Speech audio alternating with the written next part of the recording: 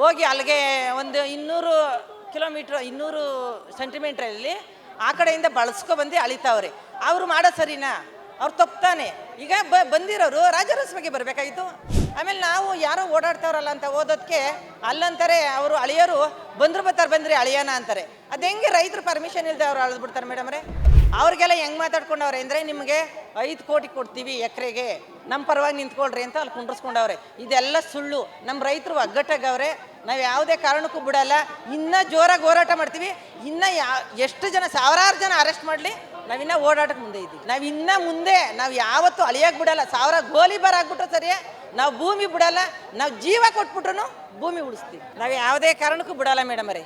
ಯಾಕೆಂದ್ರೆ ಯಾಕೆ ಬಿಡ್ಬೇಕು ಮೇಡಮರೇ? ನಾವು 100% ನಾವು ಇದ್ದೀವಿ. ಅವರೆಲ್ಲ ಏನು ಮಾಡ್ತಾವೆ ಅಂದರೆ ಸುಳ್ಳು ಹೇಳ್ಕೊಂಡು ಈಗ ಅವರು ರಿಯಲ್ ಎಕ್ಟೆಸ್ಟ್ ಮಾಡೋಕ್ಕೆ ಮಾಡ್ತಾವ್ರೆ. ಇವರು DK ಶಿವಕುಮಾರ್ ಮಾಡ್ತಾ ಇರೋದು ಇದೆಲ್ಲ ಗುಂಡಾಗಿರಿ ಮಾಡ್ತಾವ್ರೆ ಇವರು ನಮ್ಮ ರೈತರನ್ನ. ನಾವು ರೈತರು ನಾವು ಕೊಟ್ಬಿಟ್ಟು ಎಲ್ಲೋಗೋಣ?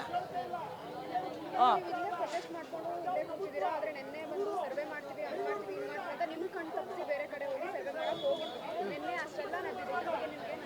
ನಿನ್ನೆ ದಿನ ನಾವು ಹೋಗಿದ್ದು ಅಲ್ಲಿಗೆ. ನಾವು ಹೋಗಿದ್ದಾಗ ಏನು ಮಾಡಿದ್ರು, ಒಂದಷ್ಟು ಜನ ಈ ಲೇಡೀಸ್ ಪೊಲೀಸ್ ಎಲ್ಲ ನಮ್ಮನ್ನ ಕನ್ವಿನ್ಸ್ ಮಾಡಿಸ್ಕೊಂಡು ನಿಂತ್ಕೊಂಡಿದ್ರು. ಇನ್ನೊಂದು ಕಡೆ ರೋಡಲ್ಲಿ ಬಂದ್ಬಿಟ್ಟು ಹೋಗಿ ಅಲ್ಲಿಗೆ ಒಂದು 200 ಕಿಲೋಮೀಟ್ರ್ 200 ಸೆಂಟಿಮೀಟ್ರಲ್ಲಿ ಆ ಕಡೆಯಿಂದ ಬಳಸ್ಕೊಬಂದು ಅಳಿತಾವ್ರೆ. ಅವರು ಮಾಡೋ ಸರಿನಾ? ಅವ್ರು ತಪ್ತಾನೆ. ಈಗ ಬಂದಿರೋರು ರಾಜರಸ್ವಾಗಿ ಬರಬೇಕಾಗಿತ್ತು. ಕದ್ದಿ ಅಳತೆ ಮಾಡುವಂಥದ್ದು ಏನಿತ್ತು?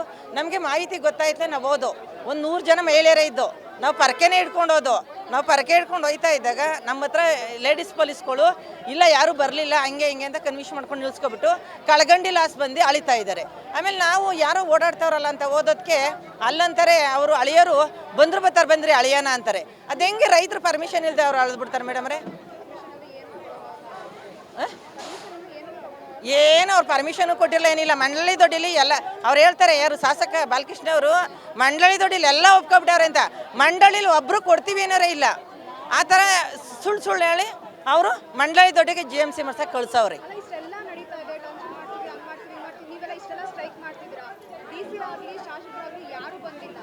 ಇದುವರೆಗೂ ಯಾರು ಬರಲಿಲ್ಲ. ಯಾಕೆ ಗೊತ್ತಾ ಅವರು ಇದು ಟೌನ್ಶಿಪ್ ಅಲ್ಲ, ಅವರು ಇಲ್ಲಿ ರಿಯಲ್ ಎಕ್ಸೆಟ್ ಮಾಡ್ಕೋತಾವ್ರೆ. ಅಲ್ಲಿ ಅವ್ರು ಕುಂಡ್ರಿಸಿರೋರು ಎಲ್ಲ ರಿಯಲ್ ಎಕ್ಸೆಟ್ ದಂಧೆಗಳೇನೇನೆ.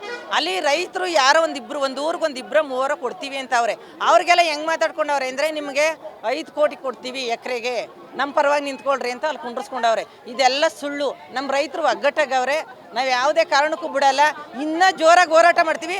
ಇನ್ನೂ ಎಷ್ಟು ಜನ, ಸಾವಿರಾರು ಜನ ಅರೆಸ್ಟ್ ಮಾಡಲಿ, ನಾವಿನ್ನೂ ಓಡಾಟಕ್ಕೆ ಮುಂದೆ ಇದ್ದೀವಿ. ಹಾಂ, ತಿರ್ಗಾ ಅದೇ ತಗೋತೀವಿ ನಾವು. ತಿರ್ಗಾ ತಗೊಂಡು ನಾವು ಸಾವಿರಾರು ಜನ ಹೋರಾಟ ಮಾಡಿ ನಾವು ತಿರ್ಗಾ ಇದ್ರನ್ನ ವಿಧಾನಸೌಧ ಮುತ್ತಿಗೆ ಹಾಕೋಕ್ಕೂ ಸರಿ ನಾವು ಲೇಡೀಸು.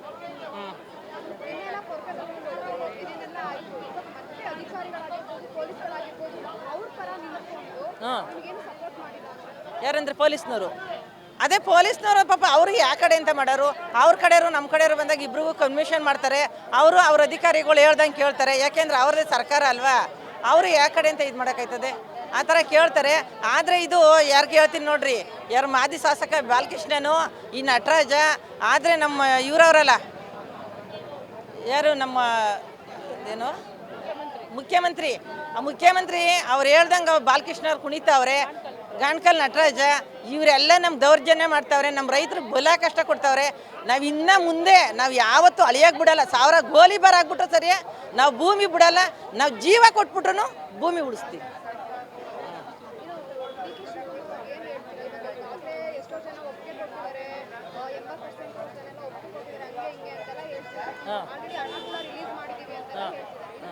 ನಾವು DK ಶಿವಕುಮಾರ್ಗೆ ಹೇಳೋದು ಇಷ್ಟೇ, ನಾವು ರೈತರು ಹೆಣ್ಮಕ್ಳುಗಳನ್ನ ನೀವು ರಚಿಸ್ಬೇಡ್ರಿ. ಈಗ ಮಾಡಿರೋದೇ ಸಾಕು. ನೀವು ರೈತರೇ ಅಲ್ಲ ಅಂದ್ಕೊಂಡು ನಮ್ಮನ್ನೆಲ್ಲ ಬೀದಿಗೆ ನಿಲ್ಲಿಸ್ಬಿಟ್ಟಿದ್ದೀರಿ. ನಾವು ಇವತ್ತು 1.5 ವರ್ಷದಿಂದ ನಾವು ಬೀದಿಲಿ ನಿಂತ್ಕೊಂಡು ಅನ್ನ ತಿಂತಾ ಇದ್ದೀವಿ. ಮುಂದೆ 28ಕ್ಕೆ ಅವರೇ ಬರಬೇಕು ಅಂದರೆ ನಮಗೆ ಏನು ಮಾಡಬೇಕು ಅಂದರೆ ನಿಮ್ಮ ಭೂಮಿ ನೀವು ಮಡಿಕೊಳ್ರಿ ಅಂತ ಹೇಳಿ ಅವ್ರು ಇದರಿಂದ ಕೈ ಬಿಟ್ರೆ ಸರಿ. ಇಲ್ಲ ಮುಂದೆ ಇನ್ನೂ ಏನೇನಾಯ್ತದೋ ನಮಗೆ ಗೊತ್ತಿಲ್ಲ ಮೇಡಮ್.